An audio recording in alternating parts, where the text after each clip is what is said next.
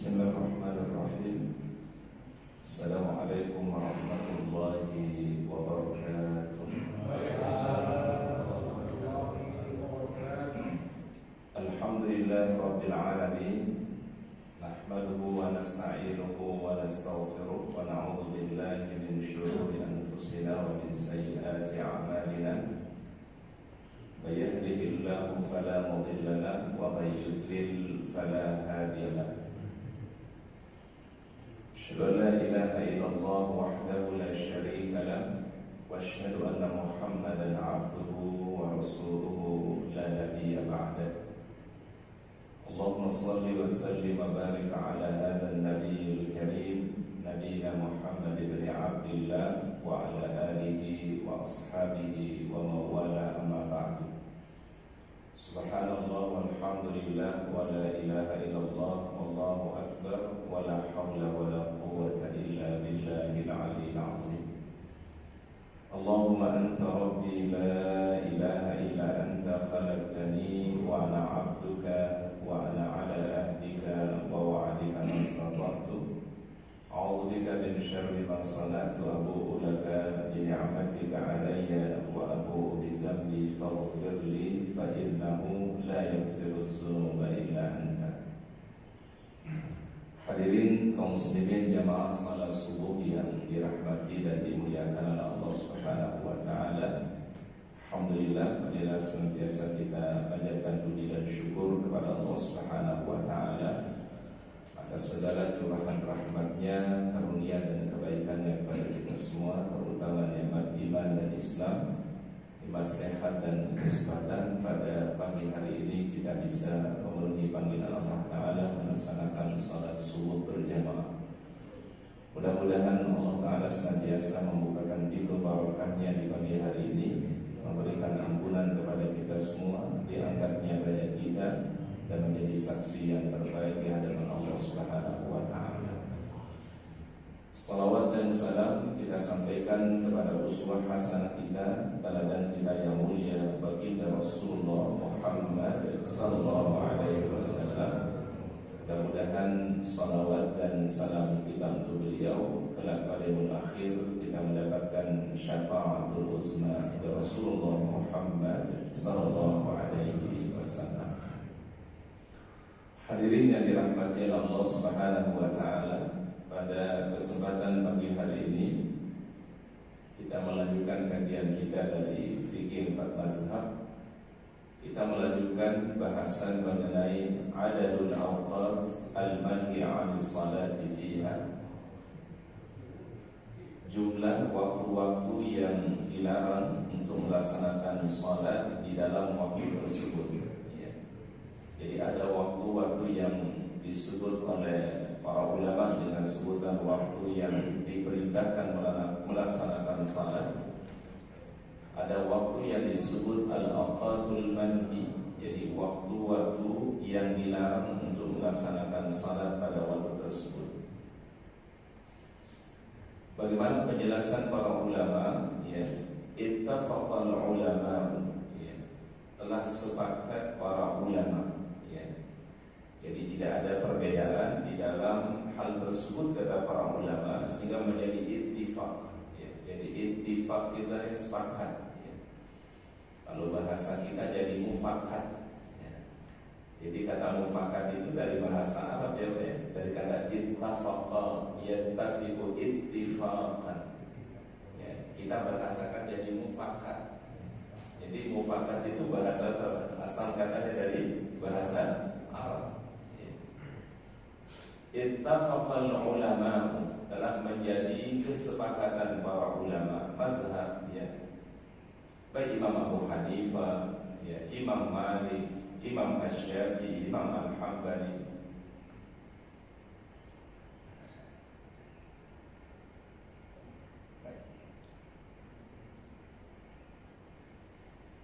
Ala anna thalathatan min al-awqati, bahwasannya 3 hal dari waktu-waktu itu manhiyun 'anis salati fiha, dilarang untuk melaksanakan salat di dalamnya.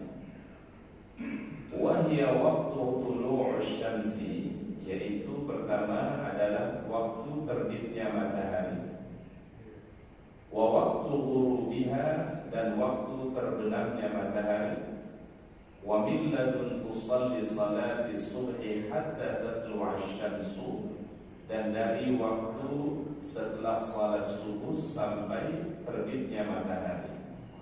Ini yang disepakati oleh para ulama yang dilarang untuk melakukan salat di dalamnya. Ya.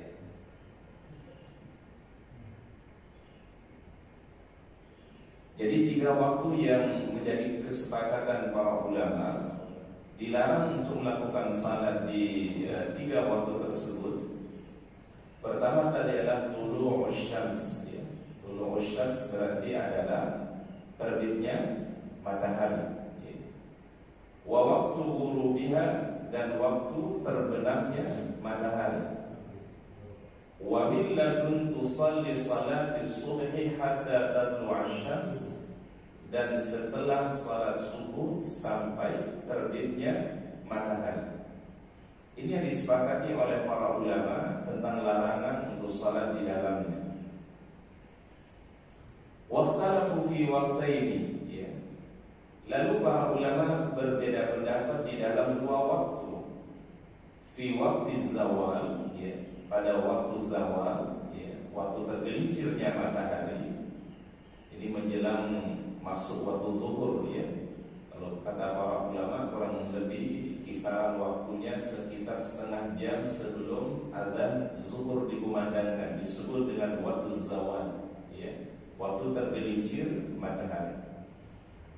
Wa fi sholati ba'da al-'asri, dan salat setelah waktu asar atau setelah salat asar.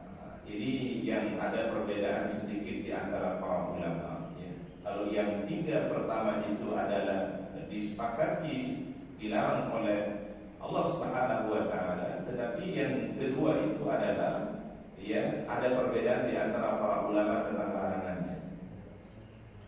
Fadhahaba Malikun wa ashabuhu, ya, berpendapat Imam Malik, ya, mazhab Maliki, wa ashabuhu, dan juga pengikut mazhab Maliki, ila anna al-awqat al-manhi anha hiya arba'ah, ya, waktu yang dilarang menurut beliau itu ada 4 hal atau 4 waktu. Ini menurut Imam Asy-Syafi'i dan Imam Maliki. Pertama, al-tulu', ya, ketika terbitnya matahari. Wal ghurub, ketika terbenamnya matahari. Wa ba'da subhi, setelah salat subuh. Wa ba'da al-asri, dan setelah salat asar. 4 hal yang dilarang waktu menurut Imam Malik. Wa ajaza salata 'inda zawal, dan membolehkan salat di waktu zawal, ya. Waktu zawal ini tadi adalah waktu sebelum azan zuhur dikumandangkan, ya. Apalagi di saat salat Jumat atau pada hari Jumat memang ada sunnah dari Nabi SAW untuk memperbanyak salat sunnah di waktu zawal sampai khatib membacakan khutbahnya, atau khatib berdiri untuk membacakan khutbahnya. Ini menurut Imam Al-Maliki, ya. Jadi waktu yang dilarang menurut beliau itu ada 4. At-tulu, ya, waktu terbitnya matahari, ya. Jadi tola'ah itu artinya terbit, ya. Kemudian yang kedua al-ghurub, ya, kalau ghurub itu terbenam, ya. Kemudian wa ba'da subhi, habis salat subuh, dan yang keempat wa ba'da al-asri, habis salat asar, ya. Dan beliau membolehkan salat di saat tergelincirnya matahari. Wa dhahaba Asy-Syafi'i, dan telah berpendapat oleh Imam Asy-Syafi'i, ila anna hadhihi al-awqat khamsatun kulluha manhiyun 'anha. 5 waktu yang disebutkan tadi itu semua adalah waktu yang dilarang melaksanakan salat. Tadi kalau menurut Imam Syafi'i, yang dilarang atau waktu yang dilarang melaksanakan salat ada 5 waktu. Seperti yang disebutkan di dalam pembahasan di atas, ya. Ketika terbit matahari setelah salat subuh, kemudian tergelincir matahari, kemudian setelah salat asar, dan ketika terbenamnya matahari. Berarti kalau Imam Syafi'i ada 5 waktu yang dilarang untuk melaksanakan salat. Illa waktu zawala yaumal jumu'ah, kecuali di waktu zawal pada hari apa? Jumat. Fa innahu ajaza fihi salat, maka beliau membolehkan untuk melaksanakan salat di waktu tersebut. Karena memang ada riwayat Rasul dan para sahabat ketika tergelincir matahari pada hari Jumat, beliau dan para sahabat memperbanyak salat sunnahnya sampai khatib berdiri membacakan khutbahnya. Ya, ini ada dikecualikan. Ya, ilah kan artinya apa, Pak? Ilah kecuali. Ya, berarti dari 5 waktu yang dilarang oleh syariah itu ada yang dikecualikan. Illa waktu zawal, kecuali waktu zawal, kata Imam Syafi'i, yaumal jumu'ah, pada hari Jumat. Fa innahu ajaza fihi shalah, maka di dalamnya boleh orang melaksanakan salat. Wastathna qaumun min dzalika as-salata ba'da al-'asri, dan sebagian ulama mengatakan ada yang dikecualikan dari hal itu, yaitu salat setelah asar. Ya. Jadi ada satu riwayat mengatakan ya dikecualikan salat setelah asar itu, atau salat sunnah setelah asar adalah hukumnya boleh. Wasababul khilaf fi zalika ahadu syai'aini, kata para ulama. Ya, sebab perbedaannya adalah ahadu syai'aini, ada satu di antara 2 hal. Ya. Yang pertama adalah mu'aradatu atharin li atharin. Ya. Terjadi pertentangan satu athar, satu dalil dengan dalil yang lainnya. Jadi satu dalil dengan dalil yang lainnya. Ya. Ada kontradiksi di antara dalil tersebut. Wa imma mu'aradatul athar lil amal inda man ra'a al amal ahli Madinah. Ya. Dan ada pertentangan antara satu dalil dengan perbuatan yang dilakukan oleh ahlul Madinah. Karena di dalam mazhab Maliki, jadi harus kita pahami para jamaah, salah satu dalil yang dipakai oleh Imam Malik itu adalah amal ahlul Madinah, perbuatannya orang Madinah. Jadi diyakini oleh beliau apa yang diperbuat oleh orang ahlul Madinah itu berarti yang diwariskan dari masa Rasulullah SAW.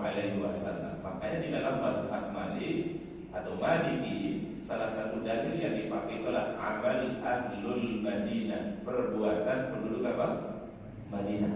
Ya, karena penduduk Madinah bila mengamalkan satu amalan, maka itu adalah amalan itu diwariskan dari Rasulullah SAW. Itu yang dipahami oleh Imam Malik. Nah, sehingga amal ahlul Madinah itu jadi dalil bagi mereka. Ya. Jadi ketika kita berbicara tentang dalil, dalil itu adalah kalau yang paling utamakan dalil Al-Quran dan As-Sunnah atau hadis. Ya. Kemudian ada dalil berupa ijma'. Ya. Ijma' itu kesepakatan. Ya. Kemudian dalil berikutnya ada namanya kias. Ya. Mengkiaskan satu kasus dengan kasus yang lain, satu permasalahan dengan permasalahan yang lain, karena ada kesamaan. Ya. Contoh misalnya pada zakat fitrah. Ya. Zakat fitrah di zaman Nabi SAW terbatas pada barang-barang tertentu, misalnya pada benda-benda tertentu atau pada bahan makanan pokok tertentu.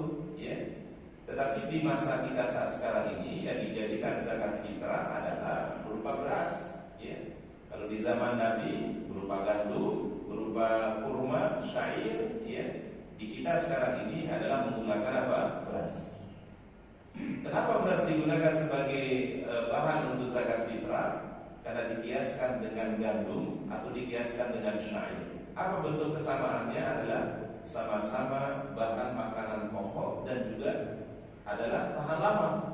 Maka karena dikiaskan ada kesamaan, maka hukumnya adalah menjadi sama ketika orang makan zakat fitrah dengan beras, dengan orang makan zakat fitrah dengan apa?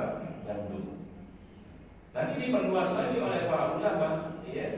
Berarti di satu tempat bisa saja mungkin, ya, di situ ada bahan bahan makanan pokok yang mereka makan dan itu adalah menjadi bahan makanan pokok yang tahan lama, maka bisa dijadikan sebagai sesuatu yang dikeluarkan itu zakat apa Pak? Fitrah. Dikiaskan oleh para ulama karena memiliki kesamaan. Nah, ini disebut dengan kias. Ada juga yang disebut dengan al-maslahah al-mursalah. Ada kemaslahatan di dalam sebuah hukum, itu bisa dijadikan sebuah dalil. Kemudian kalau Imam Malik beliau memiliki pandangan amal ahlul Madinah itu adalah bisa dijadikan dalil sumber hukum. Karena tidak mungkin penduduk ahlul Madinah mengamalkan sesuatu kecuali mereka itu telah dapatkan riwayatnya dari Rasulullah Sallallahu Alaihi Wasallam. Makanya Imam Malik itu punya ciri tersendiri Pak. Beliau menggunakan perbuatan penduduk Madinah itu adalah menjadi dalil selain daripada dalil Al-Quran, dalil As-Sunnah, ijma', qiyas. Yang beliau menggunakan dalil tadi namanya amal ahlul Madinah. Karena Imam Malik memang besar beliau dan menjadi mufti beliau itu adalah di Madinah Al-Munawwarah. Kalau Imam Abu Hanifah itu di Baghdad, Imam Syafi'i di Irak atau di Baghdad kemudian berpindah ke Mesir. Tapi kalau Imam Malik itu ada di Madinah. Nah, jadi para ulama mazhab terdahulu itu memang sangat berpengaruh di mana mereka tinggal, di mana mereka berada. Sehingga hukum pun juga ketika mereka mengistimbakan sebuah hukum itu adalah sangat terkait dengan kondisi yang ada pada saat itu. Baik, kemudian berikutnya adalah itu pendapat Imam Malik tadi yang seperti yang mengatakan perbuatan amal ahlul Madinah itu bisa dijadikan dalil. Fa haitsu warada an-nahyu wa lam yakun hunaka mu'arid la min qawlin wa la min 'amalin ittafaqu 'alaihi. Amma ikhtilafun fi waqti zawal, adapun perbedaan tadi para ulama pada masalah waktu zawal, fali mu'aradatil amal fi al-asar, karena ada perbedaan perbuatan di dalam hal itu dengan dalil. Wa dzalika annahu thabata min hadits Uqbah bin Amir al-Juhani, jadi ada hadis dari Rasulullah SAW yang bersumber dari Uqbah bin Amir al-Juhani. Qala Thalathu sa'atin kana Rasulullah sallallahu alaihi wasallam. Ada 3 waktu di mana Rasulullah SAW melarang kami an nusalli fiha, untuk kami salat di dalamnya atau di waktu tersebut, wa an naqbir fiha mautana, dan memakamkan orang-orang yang telah wafat di antara kami. Jadi ada waktu yang dilarang untuk salat dan juga untuk memakamkan si mayit. Kapan itu waktunya? Hina tatlu'u syamsu mazilatan hatta tartafi. Jadi ketika terbitnya matahari, wa hina yaqumu qa'imuz zahira hatta tamil, dan ketika waktu tergelincirnya matahari, wa hina tadayyafu syamsu lil ghurub, dan ketika matahari menjelang waktu terbenamnya. Maka ini adalah waktu yang dilarang untuk salat. Satu riwayat dari Nabi Sallallahu Alaihi Wasallam, akhrajahu Muslim, hadis ini diriwayatkan oleh Imam Muslim. Wa hadis Abi Ubay Abdullah as-Sanabahi fi ma'nahu walakinahu munqati', akhrajahu Malik fi Muwatta. Faminan nasi, jadi di antara sebagian ulama man dhahaba ila man'i salat fi hadhihi al-awqat as-salasah kulliha. Jadi ini yang tadi menjadi pendapat yang pertama, ini yang menjadi larangan untuk salat di waktu tersebut. Ada 3 waktu, Kemudian wa minan nas man istasna min dzalika waktu zawal. Tapi ada sebagian ulama yang mengecualikan dari waktu yang dilarang tadi, waktu zawal, yaitu ketika zawal. Zawal tadi adalah waktu sebelum maksudnya waktu zuhur. Imma bi'itlaq, baik secara mutlak wahwa Malik. Kalau Imam Malik itu adalah mengecualikan dari waktu yang dilarang itu adalah, dan 5 waktu yang dilarang tadi itu yang dikecualikan oleh beliau adalah waktu zawal secara mutlak. Berarti kalau Imam Malik adalah masih boleh orang melaksanakan salat walaupun di waktu zawal, baik di hari Jumat ataupun di luar hari Jumat. Mutlak. Kalau sudah disebut mutlak kan berarti adalah secara umum, tidak disebutkan hari Jumat atau di luar Jumat, tetapi semua waktu yang penting waktu zawal itu dikecualikan boleh melakukan salat sunnah di dalamnya. Wa imma fi yaumil jum'ah faqat. Ada yang mengecualikan zawal itu tidak masuk dalam waktu yang dilarang. Itu adalah wahwa Syafi'i, yaitu menurut Imam Syafi'i. Kalau menurut Imam Syafi'i, waktu zawal di luar hari Jumat dilarang, tetapi untuk hari Jumat ketika salat Jumat, waktu zawal pada hari Jumat diperbolehkan melaksanakan salat sunnah. Jadi di sini perbedaannya sedikit Imam Malik. Kalau Imam Malik mengatakan adalah kebolehan salat sunnah di saat waktu zawal itu adalah mutlak. Mutlak artinya umum, ya, berlaku untuk hari Jumat ataupun di luar hari Jumat.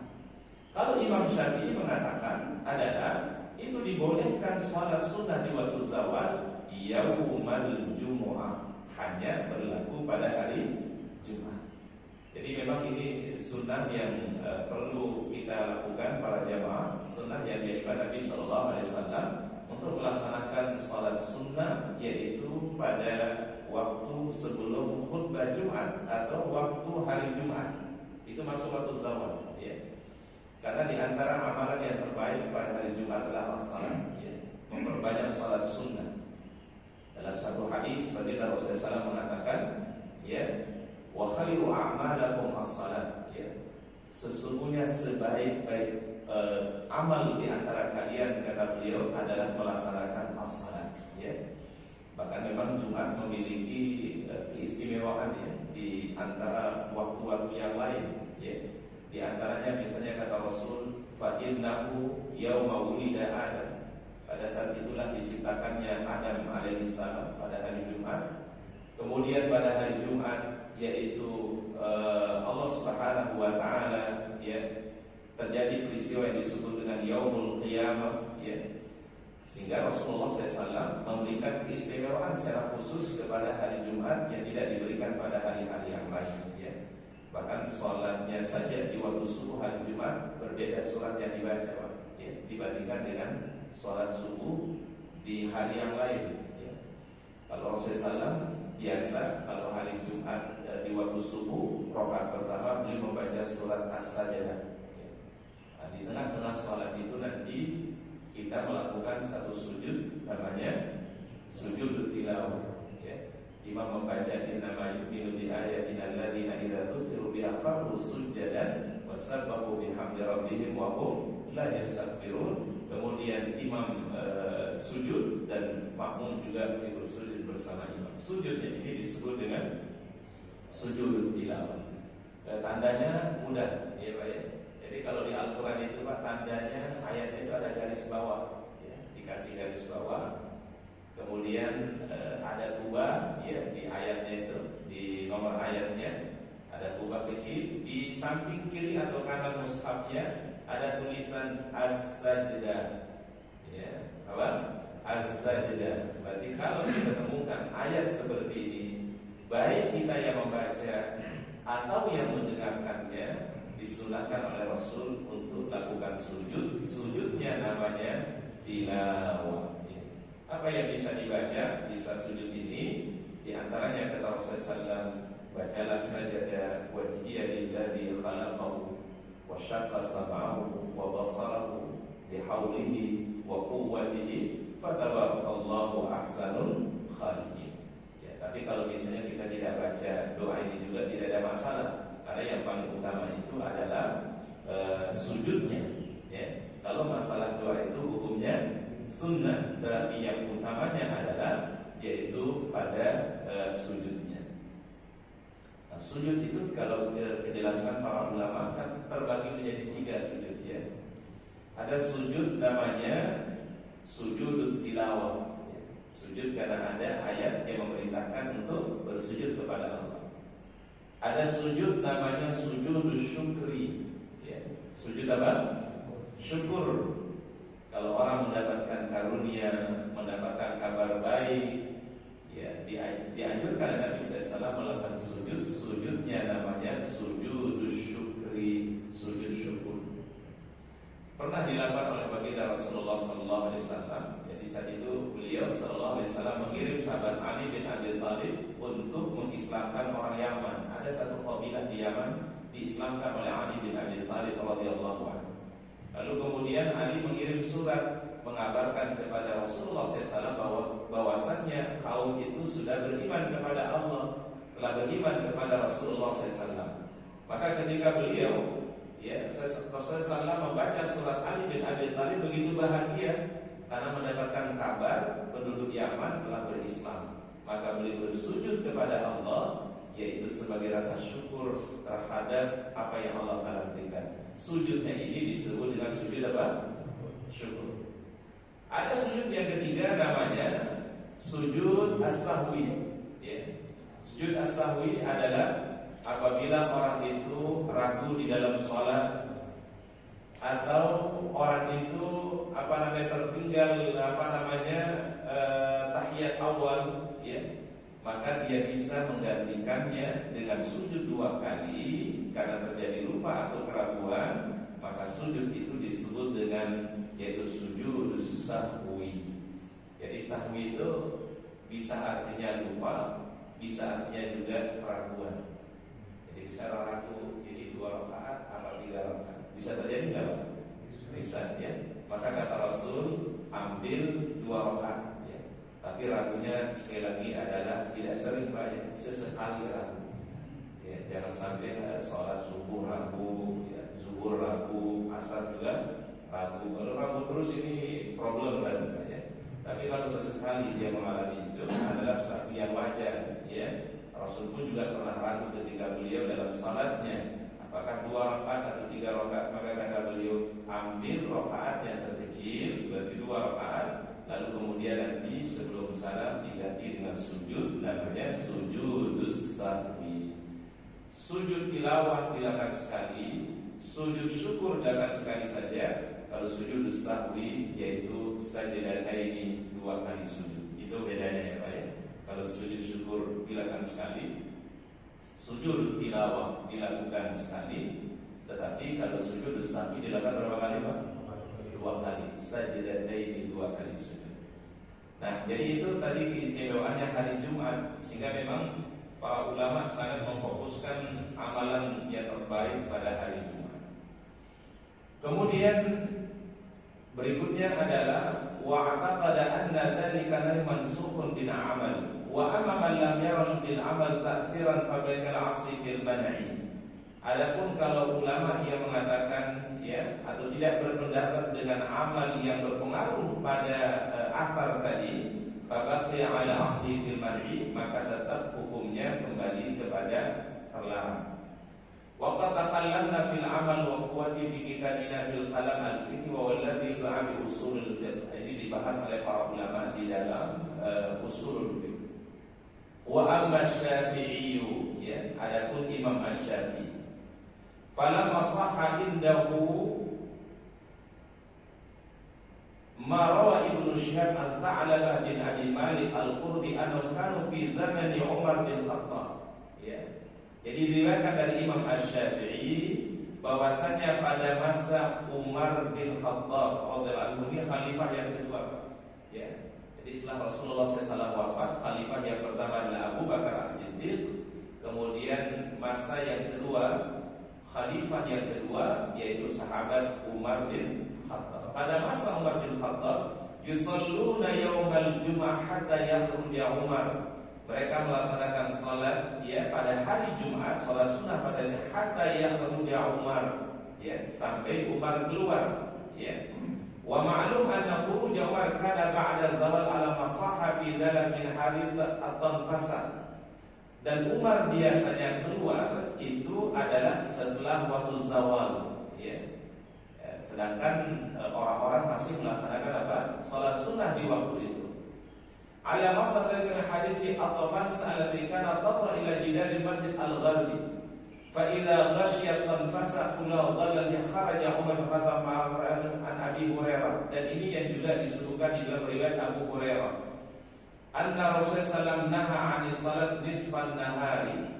Ya, Rasul melarang salat sunnah pada pertengahan siang, artinya masuk mau menjelang waktu zuhur, hatta tazula syamsu illa yaumal jum'ah, kecuali pada hari apa? Jumat. Nah, sehingga ini yang dijadikan dalil oleh Imam Syafi'i dua riwayat. Riwayat perbuatannya Umar bin Khattab pada di masa itu, orang-orang melaksanakan salat sampai keluarnya Umar, dan Umar itu keluar setelah waktu apa? Zawal. Sedangkan orang-orang masih melaksanakan salat. Kalau perbuatan itu dilarang, pasti Umar akan menegurnya. Tapi Umar mendiamkannya. Ini persis kalau di dalam hadis namanya takrir. Ya. Takrir itu apa artinya, Pak? Menetapkan suatu hukum tanpa memberikan satu komentar, ya. Jadi ini biasa dilakukan oleh Nabi SAW ketika melihat seorang sahabat melakukan satu perbuatan dan beliau tidak melarangnya, maka kembali hal itu menjadi hukumnya apa? Boleh, ya. Contoh misalnya di zaman Nabi SAW, para sahabat itu pernah berburu satu hewan namanya dhab. Dhab ini mirip dia dengan apa namanya, biawak, namanya dhab. Ya, orang kalau di Timur Tengah pasti kenal ini hewan, ya, biawak. Tapi ukurannya tidak begitu besar, Pak, ya. Dhab sering terkenal dhab al-Misri. Ya. Makanya orang bilang kadal Muslim. Tapi kalau itu negatif, ya, kalau itu, ya. Tapi dhab itu ada di zaman Nabi SAW, ya. Namanya al-dhab. Dia ukurannya seperti gini, Pak, panjangnya, ya. Tapi dia mirip dengan apa namanya, kadal, ya. Dia adalah hewan gurun, dan itu yang dia membuat kayak jalur di gurun, Pak. Jadi dia kalau di lubangnya itu dia membuat jalur yang sangat banyak, Pak. Maka ada hadis di saat Rasul mengatakan lau dakhalu juhra dhabbin la dakhaltum. Jadi kalau sekiranya mereka itu memasuki lubang dhab tadi, ya, pasti kalian akan mengikutinya. Ya, ini kan hadis tentang bahwasanya ada di antara umat Islam ini yang mengikuti apa yang menjadi kebiasaan al-Yahud dan juga kebiasaan apa? An-Nasara, hatta dakhalu juhra dhabbin la dakhaltum. Nah, suatu ketika para sahabat membunuh dhab ini, Pak. Kemudian mereka bakar. Ya, mungkin kalau kita di sate apa ya? Di sate dibakar. Kemudian mereka menghidangkannya kepada Rasulullah SAW. Ditawarkan kepada beliau. Mereka makan, kemudian ditawarkan kepada baginda Rasul. Tapi Rasul tidak mau memakannya. Tapi Rasul tidak melarang para sahabat memakannya. Ya. Berarti kalau tidak dilarang oleh apa namanya, oleh Rasulullah SAW, kembali hukumnya apa, Pak? Mubah. Ya. Ini salah satu contoh namanya takrir an-Nabi. Ya, salah satu ketetapan hukum yang diberikan oleh Nabi SAW. Contoh yang lain, Pak, ada seorang sahabat, ia salat di Masjid Nabawi, kemudian setelah salat subuh dia bangun melaksanakan salat sunnah 2 rakaat. Kemudian Rasulullah SAW bertanya, wahai si fulan, kenapa kau melaksanakan salat sunnah 2 rakaat ini? Kata sahabat ini, ya Rasulullah SAW, tadi saya sampai ke masjid itu telat. Sudah pas iqamah sudah dikumandangkan. Kalau iqamah sudah dikumandangkan, tidak ada lagi salat kecuali salat apa? Fardu. Dan saya belum sempat mengerjakan qabliyah subuh atau 2 rakaat fajar. Lalu aku kerjakan, ya, salat itu setelah salat subuh ini, wahai baginda Rasul. Dan Rasulullah SAW tidak memberikan komentar. Tidak beliau memberikan komentar itu. Di dalam hadis disebut dengan takrir. Maka perbuatan sahabat itu adalah dibenarkan oleh Rasulullah SAW, karena beliau tidak memberikan apa? Komentar. Kalau itu adalah sesuatu salat yang dilarang dilakukan setelah salat subuh, yaitu maka pasti akan ada larangan dari baginda Rasulullah SAW, yaitu mengqadha atau menggantikan qabliyah subuh dilakukan setelah salat subuh. Ini pernah terjadi di masa Rasulullah SAW. Jadi ini yang disebut tadi dengan hadis apa, Pak? hadis takrir namanya. Jadi hadis itu ada 3 Pak sebenarnya. Ada hadis namanya qauli, ya, ucapan-ucapan beliau, ya.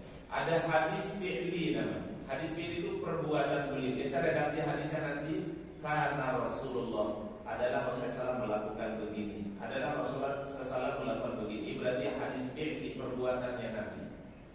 Ada hadis namanya takriri. Hadis takrir seperti tadi Rasul ditawarkan memakan dog tadi, beliau tidak memakannya, tapi beliau tidak melarang para sahabat.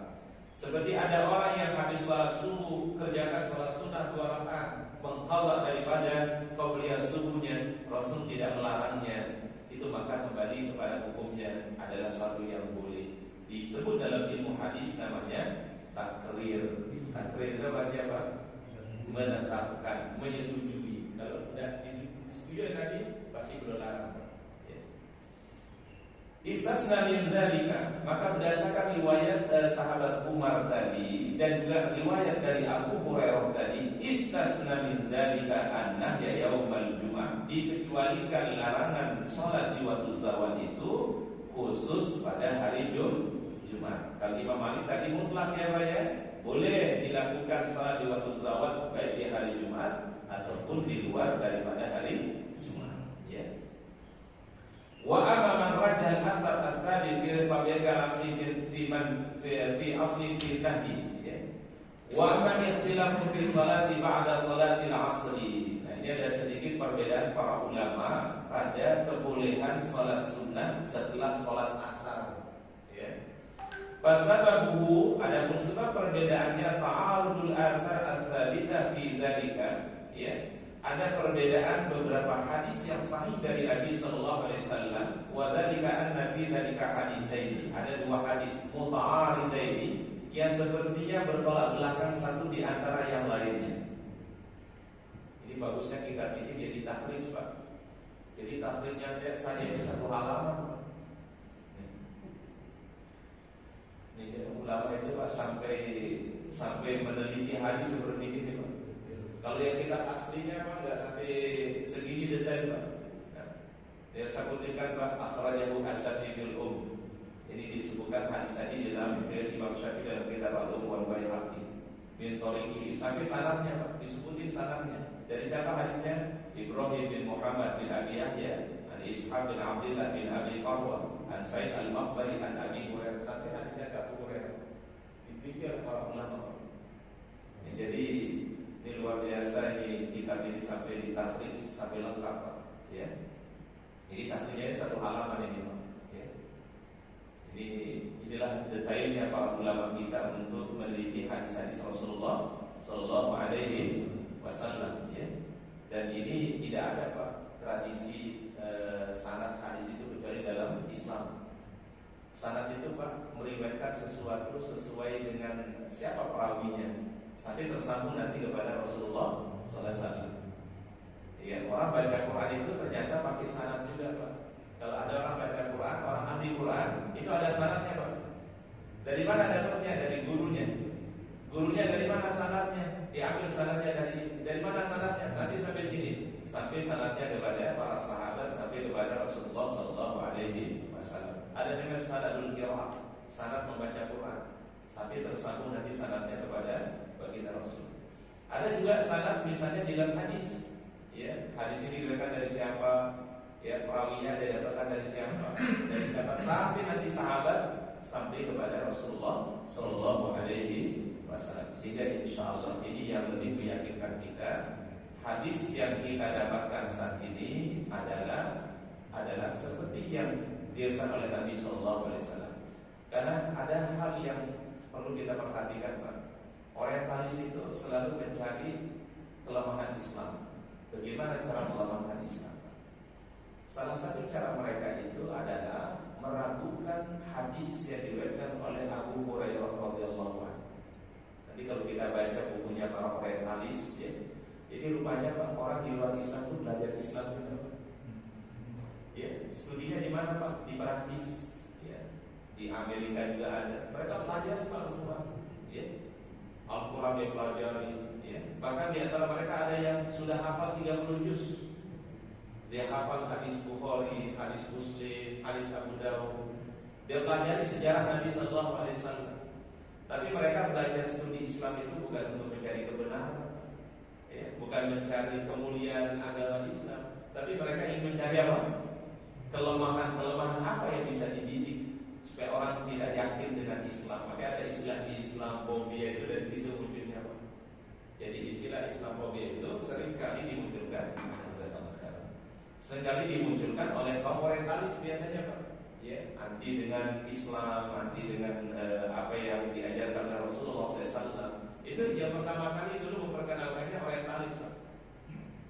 Salah satu yang terkenal itulah meragukan riwayat Abu Hurairah. Ini hadis tadi nih, Pak, yang kita kenal Abu Hurairah. Hampir semua orang kalau ngaji, Pak, pasti mendengar nama sahabat siapa, Pak? Abu Hurairah. Ya. Mau ngajinya lama atau ngajinya baru beberapa kali, Pak, itu pasti kenal namanya Abu Hurairah. Sahabat yang nyaris tidak pernah terlewatkan nama beliau. Kita baca sejarahnya, Pak, beliau itu masuk Islam cuma 3 tahun ketemu dengan Nabi Sallallahu Alaihi Wasallam. Tapi hafalan hadisnya mencapai ribuan hadis, mengalahkan sahabat Abu Bakar, mengalahkan sahabat Umar, mengalahkan sahabat Utsman, mengalahkan sahabat Ali dan seterusnya. Nah, itu yang kemudian dijadikan sebagai alasan, oh berarti hadis-hadis Abu Hurairah itu adalah perlu diragukan, kata orang orientalis. Ya, Pak, ya. Masa ketemu dengan Nabi 3 tahun, dia mengalahkan sahabat-sahabat Rasul yang lainnya yang lebih dahulu memeluk Islam. Kalau orang nggak punya basic yang kuat, Pak, bisa mengiyakan tuh kalimat, Pak. Oh benar juga ya. Masa Abu Bakar kalah sama Abu Hurairah? Masa Umar kalah dengan siapa? Abu Hurairah. Ternyata ada bantahannya, Pak, dari ulama. Kenapa Abu Hurairah itu banyak diriwayatkan hadis? Yang pertama, beliau adalah Ahlus Suffah. Ahlus Suffah itu Pak memang tinggalnya di masjid. Intens ketemu dengan Nabi itu paling sering, Pak. Ya, sahabat yang paling sering bertemu dengan Nabi itu Abu Hurairah, karena memang tinggalnya di masjid. Namanya Ahlus Suffah di zaman Nabi SAW. Ya, kecuali mungkin Nabi kalau beliau ada keperluan bersama keluarga baru nggak ketemu sama Nabi. Tetapi selain itu pasti ketemu dengan Nabi, Pak. Dan beliau pagi hari meriwayatkan hadis, menghafalkan hadis. Malam hari itu beliau murojaah. Kalau sahabat yang lain murojaah Al-Quran, kalau beliau murojaah hadis. Itu Pak bedanya, Pak Abu Hurairah. Jadi orang memurojaah Al-Quran, kalau beliau murojaah apa? Hadis, ya. Sampai-sampai Abu Hurairah selalu sholat malamnya itu atau tidur di malamnya selalu tenang, ya, selalu dalam malam baru beliau istirahat. Sampailah kemudian dipesan oleh Nabi SAW, wahai Abu Hurairah, sholat witirlah sebelum engkau tidur. Berarti kalau engkau tidak bisa sholat tahajud, maka ganti dengan sholat apa?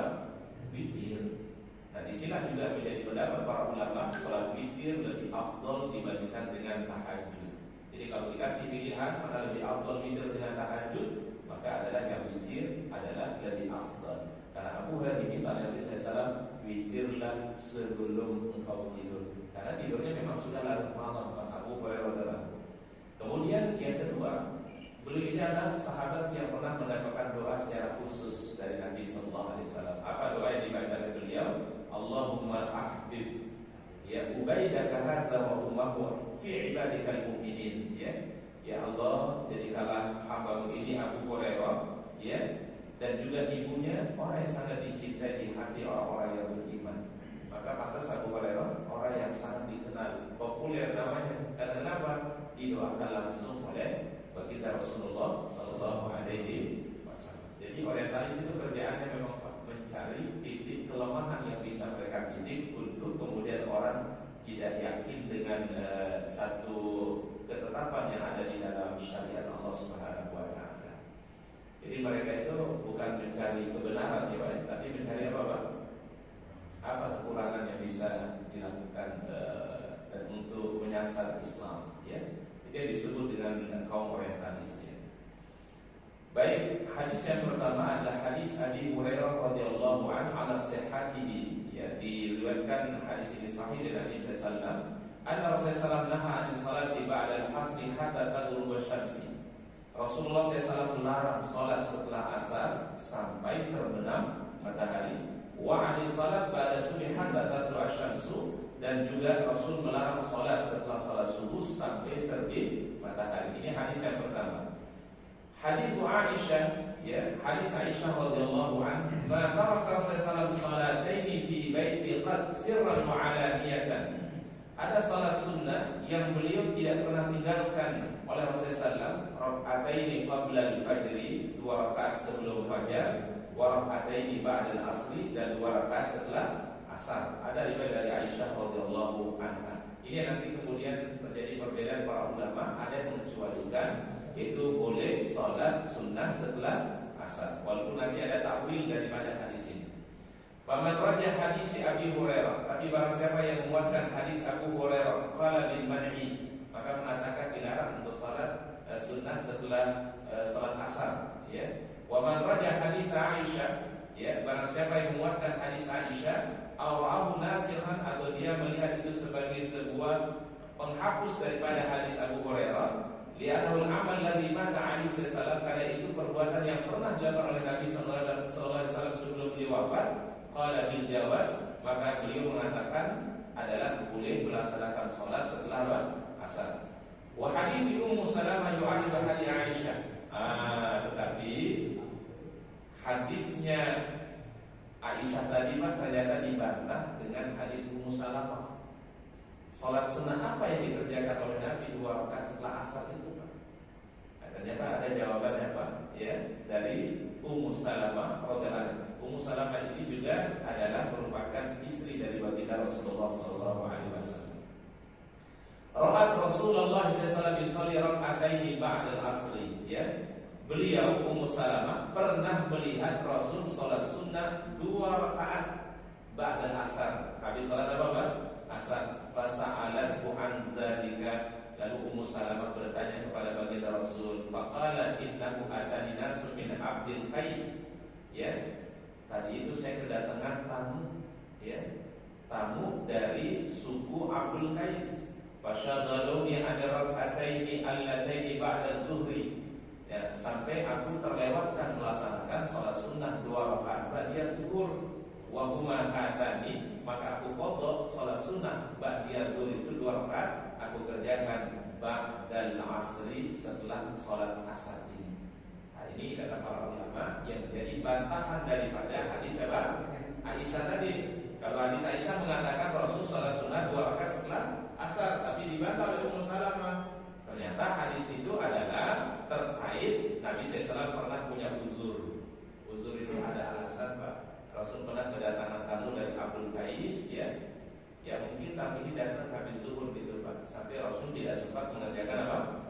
Ba'da zuhur, maka beliau melakukan ba'da zuhur itu dilakukan adalah ba'dal asri, setelah salat asar. Apa niatnya? Qadha'an, mengqadha. Oke, nanti para ulama ada salat yang kita boleh mengqadhanya. Salah satu di antaranya tadi adalah orang tertinggal qabliyah apa? Subuh, atau orang yang tertinggal misalnya ba'da zuhur lalu dia kerjakan setelah asar, itu niatnya adalah qadha'an, mengqadha. Ya, jadi istilah mengqadha itu adalah satu istilah yang dijelaskan oleh para ulama-ulama mazhab, ya, Imam Hanafi, Imam Maliki, Imam Syafi'i, dan juga Imam Al-Hambali. Ada 2 istilah yang ada dalam salat itu, Pak, yang pernah kita bahas. Ada namanya adaan, ada yang qadhaan. Kalau adaan itu berarti apa, Pak? Orang yang salat di waktu yang sudah ditetapkan, namanya adaan. Misalnya salat zuhur dari jam ini sampai jam ini terakhirnya, namanya adaan kalau dilakukan di dalam waktu tersebut. Tapi bila dia keluar dari waktu yang telah ditentukan tadi, maka disebut dengan qadhaan. Apa namanya? Qadhaan, karena dikerjakan di luar daripada waktu yang telah ditetapkan. Baik, Allahu a'lam bishawab. Mungkin itu yang bisa kita bahas beberapa hal terkait al-awqat al-manhi, ya. Apa namanya, waktu-waktu yang dilarang untuk melakukan salat sunnah, ya. Insyaallah di Rabu berikutnya dulu dibahas salat-salat apa saja yang dilarang. Apakah semua salat sunnah atau ada salat sunnah yang tidak boleh dilakukan di waktu tadi? Nanti akan dijelaskan oleh para ulama. Karena salat sunnah itu ada yang mutlak, ada yang punya sebab, ya. Kalau yang punya sebab, bagaimana ketentuannya? Sholat sunnah yang mutlak, bagaimana ketentuannya? Insyaallah akan dijelaskan oleh para ulama di bahasan berikutnya. Baik, Allah a'lam bishawab, mungkin itu yang bisa kita kaji pada pagi hari ini. Semoga Allah Ta'ala berikan kita ilmu yang bermanfaat. Allah Ta'ala memberikan kita kebaikan, Allah Ta'ala memberikan kita keistiqomahan. Baik, ada pertanyaan Pak? Baik, Masya Allah. Baik, kita dudukkan yang sesuai dulu. Silakan Mas Aju. Ini kalau bulan belakangan nih sholat zuhur, pas masuk asar, juga udah mulai berjalan, saya masukkan. Niatnya saya dulu asar, atau saya jadi asar dulu, habis saya akan zuhur. Wallahu a'lam bishawab. Yang pertama adalah para ulama mengatakan niat antara imam dan makmum itu sebaiknya sama. Artinya adalah kalau imam itu sholat asar, kita pun juga mengerjakan sholat apa Pak? Asar. Jadi ada kesamaan ittifaqun niyah bainal imami wal makmum. Apalagi itu sudah masuk waktu asar, ya. Maka apabila masuk waktu sholat itu adalah, maka dia kerjakan sholat asar itu kalau sudah masuk waktu asar. Tapi sebagian ulama, ini adalah pendapat dari mazhab Hambali, mengatakan boleh beda antara niat imam dengan makmum dalam kasus-kasus tertentu, Pak. Ya, dalam kasus-kasus tertentu. Maka menurut Imam Hambali adalah boleh dia adalah salat bersama imam, diniatkan itu sebagai salat zuhur. Kemudian nanti berikutnya dia melaksanakan adalah salat asar. Kalau dengan pendapat yang pertama berarti adalah dia itu melaksanakan sholat asar, kemudian nanti setelah dia sholat zuhur qadhaan namanya. Apa qadhaan? Mengqadha, karena sholat zuhurnya sudah habis. Maka sholat yang dia kerjakan sholat zuhur di waktu asar itulah yang namanya qadhaan. Bisa terjadi Pak? Bisa. Misalnya karena orang tertidur atau orang lupa sampai dia lupa sholat, misalnya Pak, ya. Maka kemudian dia ingat di waktu sholatnya sudah habis, kan berarti sudah masuk waktu berikutnya ya Pak ya. Maka ketika dia lakukan sholat di luar waktu itulah yang disebut dengan qadhaan. Nah, cuma tadi ada perbedaan para ulama. Ada yang mengatakan kalau pendapat yang pertama niat imam dan makmum itu masih sama, ya berarti nanti zuhurnya jatuhnya qadhaan, ya. Tapi menurut Imam Hambali mengatakan adalah boleh berbeda niat antara imam dan makmum. Dijadikan itu sholat zuhur, kemudian nanti dia mengerjakan sholat asar berikutnya. Wallahu a'lam bishawab. Ini ijtihad para ulama. Sama halnya ketika mohon maaf ada orang sholat sunnah, kita kepingin dan berjamaah. Sebagian ulama ada mengatakan kalau beda niat antara imam dan makmum maka tidak perlu dilakukan. Tapi mazhab Hambali mengatakan boleh orang itu berimam atau jadi makmum di belakang orang yang salat sunnah untuk mendapatkan nilai berjamaahnya. Itu memang ada istihad dari para ulama mazhab. Ya. Wallahu a'lam bishawab. Jadi Biar saya yang mana? Yang bagus ya. Ini saya gimana? Baik, wallahu a'lam bishawab. Ustaz lebih cenderung kepada pendapatnya Imam Asy-Syafi'i atau Imam Al-Hanafi, ya. Yaitu salat asar aja. Kita salat asar, ya, berjamaah sama imam. Zuhurnya niatnya qadha. Karena itu udah di luar daripada waktu apa namanya? Waktu zuhur. Maka salat yang kita kerjakan di waktu ini disebut dengan waktu apa? Waktu qadhaan namanya, Pak. Qadha namanya, Pak, ya.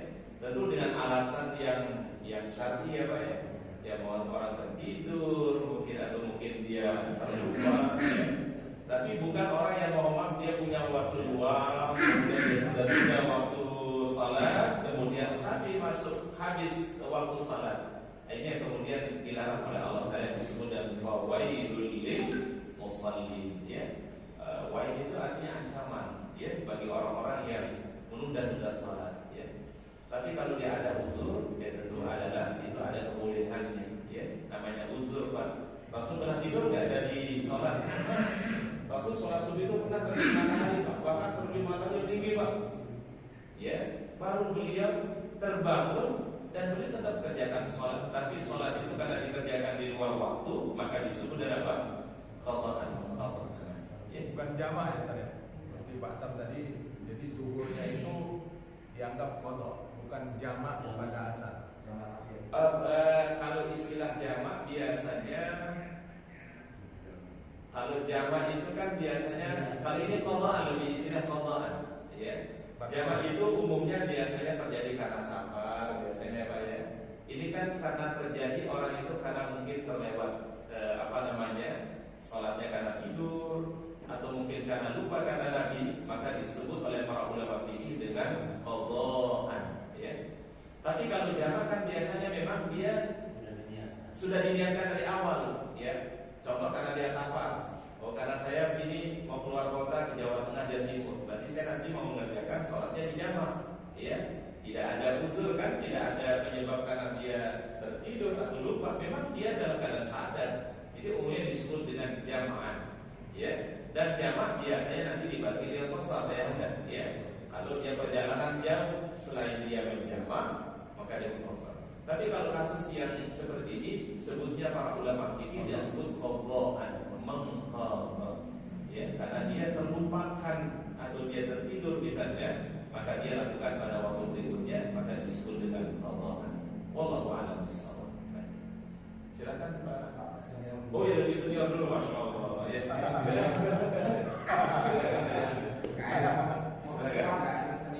Sebenarnya yang mau saya tanya adalah alasan buat foto dan ketika orang menentukan di foto ini jamaah atau bukan. Baik. Lalu berdasarkan masih jamaah aja. Nggak ada foto itu haram foto. Baik. Nah, maksudnya dalam dunia modern sekarang kita pulang jam 4 masalah macet di perjalanan. Baik. Masuk maghrib ada yang bilang harus jalan aja menghormati waktu. Kan nggak tenang hati. Baik. Nah, itu dijamakan dulu. Nyampe rumah dalam jalan bisa. Sudah habis Di Pak? tempat foto atau apa? Asal kita itu. Baik. Jadi kesimpulannya gini ya kan. Biasanya kalau qada'an itu adalah orang itu adalah melakukannya di luar daripada waktu. Disebut dengan qada' dulu karena ada alasan dari masyarakat, ya. Mungkin orang tertidur atau dia lupa misalnya, maka jatuhnya qada'. Itu jalan nih dari kantor ke rumah. Kalau kita kan bukan dalam arti safar yang membolehkan jamaah dan qasar sebenarnya Pak, tapi lebih kepada itu namanya qada'an sebenarnya Pak. Ya. Istilah sekarang ini itu dianggap safar. Oh, iya. Jakarta itu dianggap safar. Memang saya perhatikan, saya baca beberapa pendapat para ulama kontemporer ya. Terkadang yang qada' tadi dinamakan oleh sebagiannya juga disamakan dengan jamaah. Ya karena terjadi masyarakat, karena terjadi halangan. Contoh misalnya kita bawa mobil, ya udah masuk waktu sholat Pak, menjadi macet luar biasa Pak. Ya kita pinggir mungkin udah susah, kita mau sholat di kendaraan bagaimana cara takbir, bagaimana cara kita bawa kendaraan membahayakan diri kita. Tentu ini adalah di luar daripada kapasitas kita. Maka kata para ulama dalam kondisi masyarakat ini boleh dilakukan di waktu berikutnya. Memang nanti agak mirip-mirip juga dengan jamaah sebenarnya Pak. Ya. Cuma kalau lebih kita kembalikan kepada hukum asalnya sebenarnya itu adalah qada' namanya Pak. Karena kita lakukan di luar daripada waktu yang terjadi. Karena ada Pak, karena ada masyarakat. Masyarakat itu kesulitan yang dihadapi. Ya. Nah inilah yang diperlukan kemudian istihad-istihad para ulama kontemporer bagaimana memberikan jawaban. Ya. Walaupun sebagian ulama ada yang memahami itu mirip dengan jamaah. Ya. Ya. Ya mungkin dia beda-beda tipis lah 11-12 ya. 11-12. Tapi yang penting adalah itu adalah orang itu punya alasan masyarakat. Yang nggak boleh itu Pak adalah fawailul lil musallin, itu yang nggak boleh.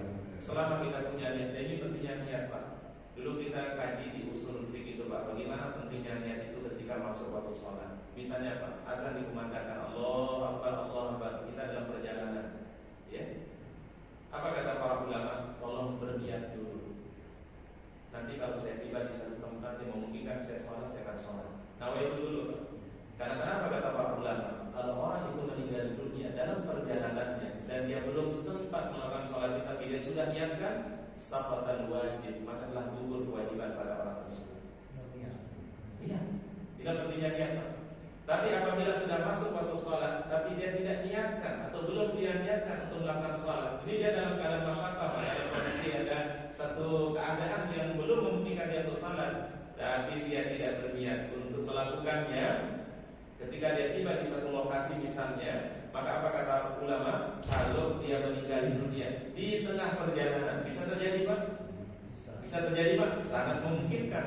Maka kata Rasulullah, maka kata para ulama, orang itu masih punya hutang kewajiban sholat yang dia sudah masuk waktunya tapi dia belum meniatkan. Itu dibahas dalam kajian usul fiqh tentang bagaimana pentingnya niat. Sampai kata Rasulullah, orang yang berniat baik lalu dia lakukan niat baiknya, dicatat pahala sempurna. Betul nggak Pak? Ya. Tapi orang berniat baik belum sempat dia lakukan, belum sempat realisasikan, Allah Ta'ala memberikan kebaikan karena niat baiknya. Itulah pentingnya niat yang baik, ya. Walaupun kita belum sempat melaksanakannya, tapi alal aqal minimal kita sudah punya nawaitu, niat untuk melakukannya. Karena yang namanya umur, yang namanya usia ini kan gak ada yang tahu Pak. Kita di perjalanan, ya berapa hari ini kan musibah perjalanan itu luar biasa, kecelakaan itu banyak sekali Pak, ya. Yang kita tidak pernah duga-duga, yang tidak pernah kita sangka-sangka. Minimal tadi begitu masuk waktu salat, ya kita niatkan. Bila perlu adalah memang kita segerakan, kalau ada rest area, kalau kita bisa salat itu lebih afdal lagi, ya. Wallahu a'lam bishawab. Baik. Terkait salat sunnah qobliyah subuh, salah satu sahabat tadi yang menjelaskan bahwa saking pentingnya salat qobliyah subuh itu, beliau melaksanakan di foto setelah salat subuh. Terkait adzan subuh, misalkan kalau pukul 0 sampai pelaksanaan sholat subuh itu kurang lebih 15 menit. Padahal pada saat 15 menit ini ada jamaah yang sudah banyak sebelum adzan dikumandangkan sudah duduk di dalam masjid. Nah, kita menghargai orang-orang yang datangnya terlambat supaya beliau ini bisa mengikuti sholat sunnah qobliyah. Pertanyaannya adalah bagaimana menyikapi waktu ini?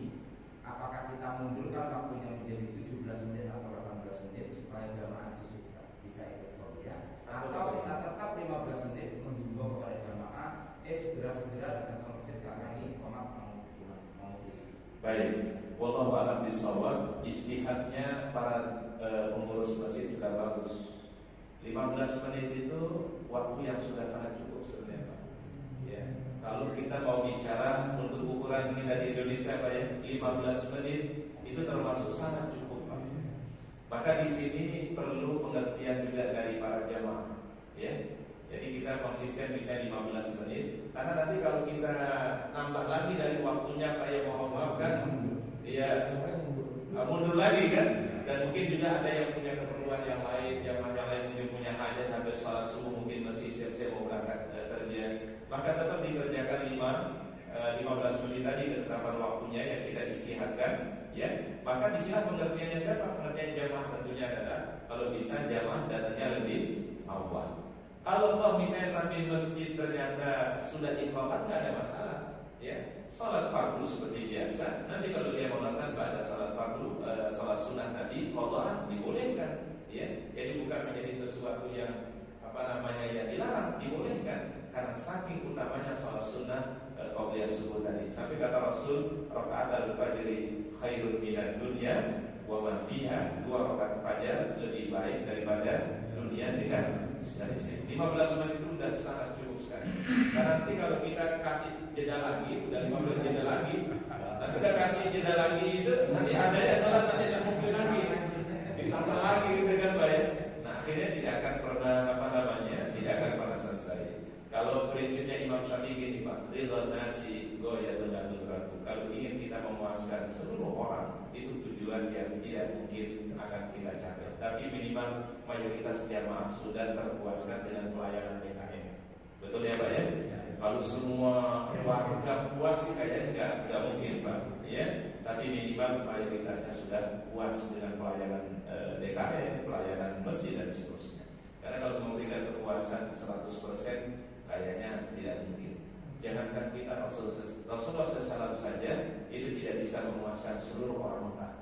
Ya baik, orang Mekah pada dikenal akhlaknya, dikenal kebaikannya, tapi ternyata ada juga orang yang belum mau beriman kepada baginda Rasulullah Sallallahu Alaihi Wasallam. Jadi memuaskan seluruh orang itu kata Imam Syafi'i, ghayatun la tudraku, tujuan yang tidak mungkin kita capai. Tapi mayoritas mereka sudah terpuaskan, mereka sudah merasa cukup dan mereka udah jadi berikutnya untuk DKM. 15 menit sekali lagi udah waktu yang sudah cukup, Pak. Ya. Insyaallah mudah-mudahan jadi niatnya DKM ya untuk memberikan kemudahan para jemaah melaksanakan sholat sunnah qabliyah subuh. Speakernya aja dikencengin Pak. Speaker. Iya. Arah sana tuh enggak. Ini ada masakan berarti asalnya mungkin harus dikenceng. Baik, Allah alam bisawab mungkin yang kita Ada bisa. satu lagi Pak, ada satu lagi. Senior juga.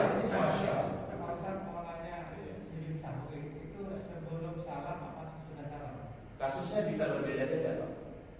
Bisa orang itu baru ingatnya itu sesudah salam, tapi pekerjaannya tetap nanti adalah sebelum salam lagi. Contoh, ada orang yang sudah sholat selesai sholat, Pak, Assalamualaikum warahmatullahi wabarakatuh, Assalamualaikum warahmatullahi wabarakatuh. Ditegur, Pak, tadi kurang rakaat sholatnya, 1 rakaat misalnya. Ya, orang ini berarti bangun 1 rakaat, kemudian dia tahiyat terakhir, sebelum tahiyat terakhir sujud sahwi 2 kali baru Assalamualaikum warahmatullahi wabarakatuh. Berarti pekerjaannya tetap sebelum salam. Tapi ada orang yang ingatnya di tengah sholat. Bisa terjadi, Pak. Bisa, misalnya ada orang terlewatkan tahiyat awal. Oh, dia ingat, oh saya tadi belum sempat tahiyat awal.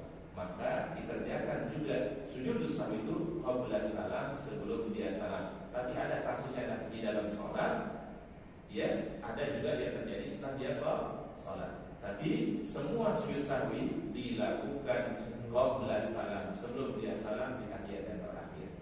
Paham ya? Wallahu a'lam bishawab. Baik, mungkin itu yang bisa kita kaji. Kita akhiri kafaratul majlis. Subhanallah wa bihamdika, asyhadu an la ilaha illa anta, astaghfiruka wa atubu ilaik. Assalamualaikum